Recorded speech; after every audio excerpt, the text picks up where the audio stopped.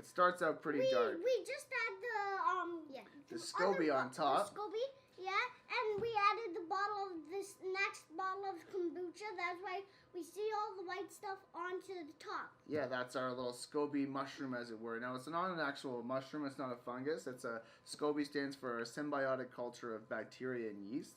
So if you think of it as the coral reef to the bacterial world, it kind of just allows all the bacteria to eat all the caffeines and all the sugars and stuff like that and turn them into probiotics for you. So it does start out a little bit darker when you do make your tea out of black tea, and then when this is done, you can tell like a color change does happen. So now I wanted to add, we mentioned before, like when you're making your kombucha, you want to use glass. You don't want to use metal. You don't want to use, well, you could use ceramic and stuff like that, but you just don't want to stay away from metal. Any like plastic spigots, it is kind of acidic. It probably sits around like 3 or 4 on the pH scale. So as well as don't use any metal strainers or funnels or anything like that. Like we're just going to be pouring this. We're going to take about 2 cups of this and the SCOBY, and then we're going to add it to our new batch of kombucha. So we're going to make another batch of tea. It's going to get dark again, and then we're just going to put a little bit of the starter liquid in there with it, and then we'll store it in the same temperature. And then it'll be just like that. So. Well, we won't let it go for as long, right? So this time we let it go for a little bit longer to develop that nice thick SCOBY, so we can be able to take it out and hold on to it. But next time we won't need to do that. And it might be almost like Play-Doh or clay. No, it'll be like a fruit roll-up, I think. Yeah.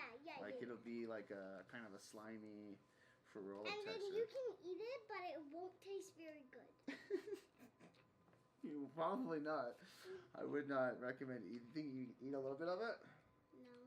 No. So I'm going to probably chase some of this stuff, but I probably wouldn't do a second ferment. This video is mainly on just making the actual kombucha. So last time we made the SCOBY.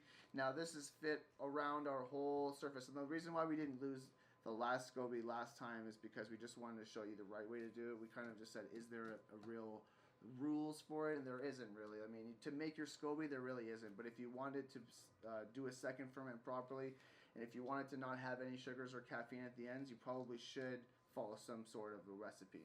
So let's hop over to the kitchen and see how we do. We're in the kitchen and we're making our sweet tea for the kombucha. Right. So we've got 2 cups of sugar here. We got 25 grams of sugar. I don't have like a steel ball thing that we're going to use, so I'm just going to dump it right in there. And then I'll just strain it out after. And then we'll just add our sugar now as well, like we did last time, and get it all dissolved in the same mixture. Now it seems like a lot of sugar, but like I said, that SCOBY is going to eat most of that when in that 7-day process, and it's going to leave you with all probiotics instead of sugars and caffeine. So it's real great. And again, you don't want to use anything metal when you're ever making stuff, like nickel and everything like that. You're going to stop using that as well. Nickel poisoning. It's a real thing.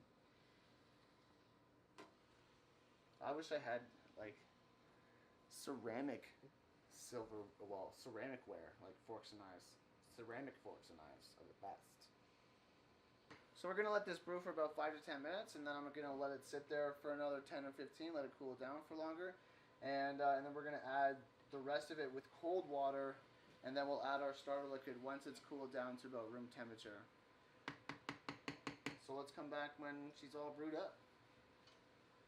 Okay, so first things first, whenever you whenever you're dealing with the SCOBY or anything, handling it or anything like that, you want to just clean everything with vinegar. So I just got like a little bowl here. I'm just gonna put a little bit on my hands, kind of wash the old hands with the vinegar, you know. So you really want to get about 2 cups of this plus your SCOBY here. So.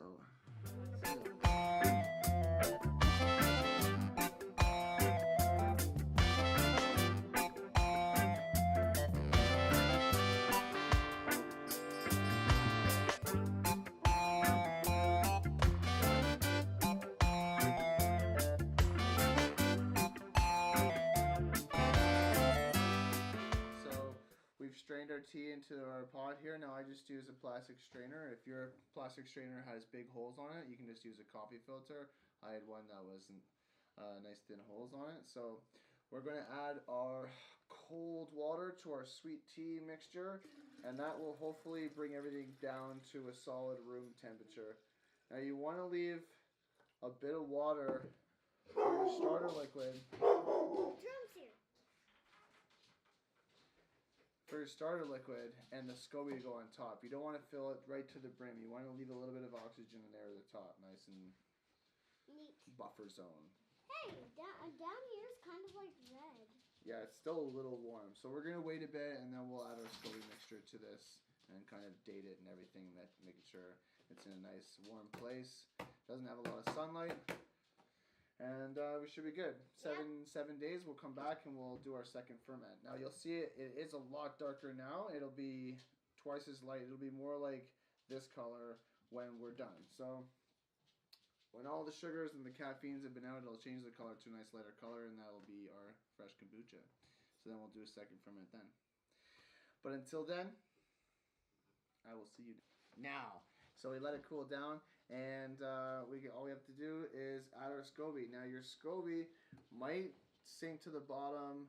It might take even a couple of days for it to rise back up to the top, but eventually it will fill up to the top. It will come back and seal off that whole edge, and then a baby SCOBY will form. And actually every batch of kombucha you make will make a baby SCOBY underneath that mother. So now that we have our mother and spa in place, we can add our cloth, dust-free, to the mixture. And then we'll just put our pipe cleaner back on there, seal it up from all the bugs, and then it should be good. Yeah, from the fruit flies, man. The fruit flies. You don't want anything getting in here. That's our best. Yeah, so let's go put it back, and actually let's date it. Date it. Ooh, date it. And then we'll go put it back, and then we'll see you in like 7 days. Right? Yeah. All right. See you later.